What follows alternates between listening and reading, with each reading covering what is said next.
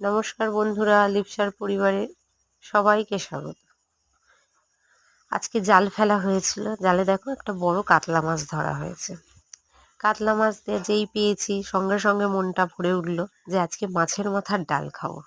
তা মাছের মাথার ডাল করতে ডাল নিয়েছি, ডালের সঙ্গে দুটো মাছের মাথা নেওয়া হয়েছে। যেহেতু ডালের পরিমাণটা একটু বেশি, লোকজনও বেশি, সেই কারণে দুটো মাছের মাথা নেওয়া। এবার ভালোভাবে মাছের মাথাটা ভেজে নিয়ে সেই তেলেই আমি ডালটা ভেজে নিলাম। আচ্ছা, পেঁয়াজ লাগছে, আদা লাগছে, রসুন লাগছে আর কাঁচা লঙ্কা লাগছে শুধু মাছের মাথা ডালের জন্য। ডালটা ভালোভাবে ভেজে নিয়ে আমি প্রেসার কুকারে দিয়ে দুটো সিটি দিয়ে দেবো।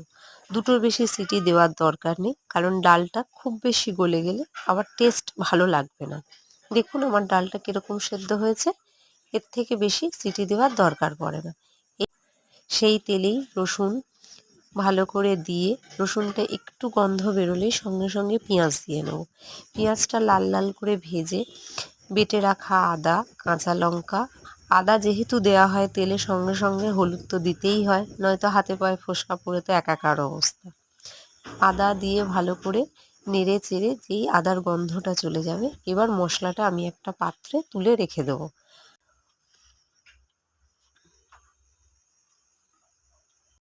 এইবার সেই কড়াতেই আমি ডালটা, সেদ্ধ করা ডালটা সেই কড়াতেই ঢেলে দেবো। দিয়ে তাতে একটু জল দিয়ে ফুটে উঠলে ভেজে রাখা মাছের মাথাগুলো দিয়ে ভালোভাবে নেড়ে চেড়ে, যাতে মাছের মাথার সঙ্গে ডালের সঙ্গে মিশে যায় সেইভাবে নেড়ে চেড়ে পরিমাণ মতো নুন আর সামান্য পরিমাণ একটু চিনি দিতে হবে। জলটা আপনাদের পরিমাণ মতো দেবেন, যেমন লোক যেমন পরিমাণ থিকনেস করতে চাইছেন সেইভাবেই দেবেন।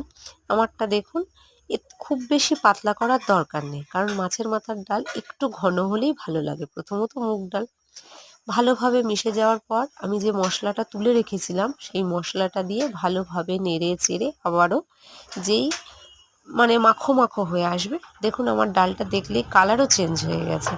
এইবার ডালটা নামিয়ে নেওয়ার পালা। অলমোস্ট আমার ডাল রেডি। ডালের সঙ্গে ছিল কিছু ভাজা। যদি আপনাদের রেসিপিটি ভালো লেগে থাকে তাহলে অবশ্যই লাইক, কমেন্ট, শেয়ার করতে ভুলবেন না।